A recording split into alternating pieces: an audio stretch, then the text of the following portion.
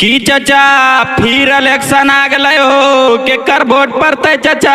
अरे बुड़बक बात नवलेश कुमार किरण के पड़ते रे एकदम बुड़बक के लगे की जीतेगा भाई जीतेगा नवलेश भैया जीतेगा जीतेगा भाई जीतेगा नवलेश भैया जीतेगा। आज नोट पर नहीं वोट बर्बाद करिया चाची दे हो तू आशीर्वाद। ए चाचा तू सुनला नोट पर नहीं वोट बर्बाद करिया चाचा दे हो तू आशीर्वाद। आज अब की बार नवलेश भैया के मौका दे के खाता चेहरा पर हो तो मुस्कान।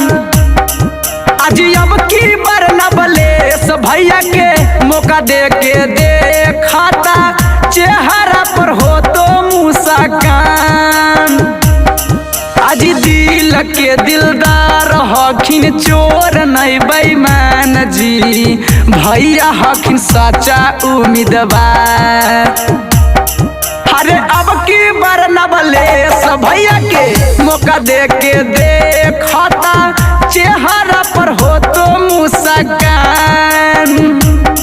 आज अब की बार नवलेश भैया के मौका दे के खाता गामे गामे हो तो खूब विकास।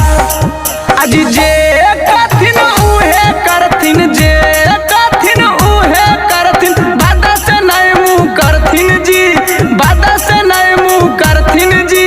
जीते से पहले गामे गामे पीसीसी करबैल खुन जी जीते से पहले गामे गामे पीसीसी करबैल खुन जी।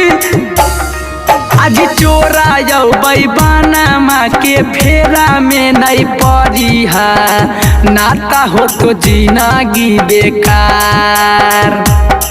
आज लूचा वाला भंगावा के फेरा में नहीं पड़ी है नाता हो तो जिंदगी बेकार।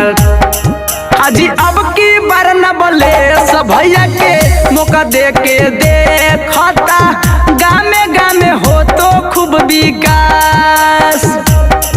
आज अब की बार नवलेश भैया के मौका दे के खाता मक्कनपुर पंचायत हो तो विकास।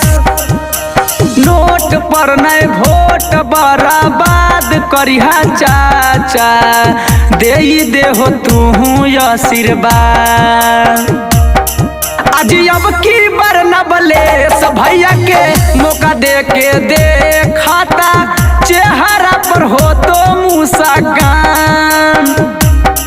आज अब की बार नवलेश भैया के मौका दे के खाता चेहरा पर हो तो मुस्कान।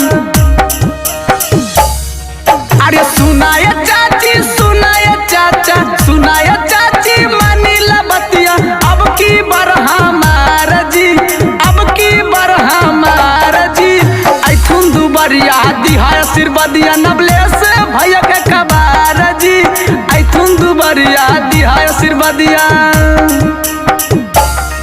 आज मक्कनपुर पंचायत के हखिन उम्मीदवारवा गरीब मजदूरावन के शान। आज शेर खड़े भैया मक्कनपुर पंचायत के हखिन उम्मीदवारवा गरीब मजदूरावन के शान। हाजी अब की बार नवलेश भैया के मौका दे के खाता गामे गामे हो तो खूब विकास। अरे अब की बार नवलेश भैया के मौका दे के खाता मक्कनपुर पंचायतिया हो तो विकास। नोट पर नहीं वोट बर्बाद करिहा चाचा दे हो तू आशीर्वाद। आज अब की बार नवलेश भैया के मौका दे के खाता चेहरा पर हो तो मुस्कान। आज अब की बार नवलेश भैया के मौका दे के दे खाता चेहरा पर हो तो मुसाका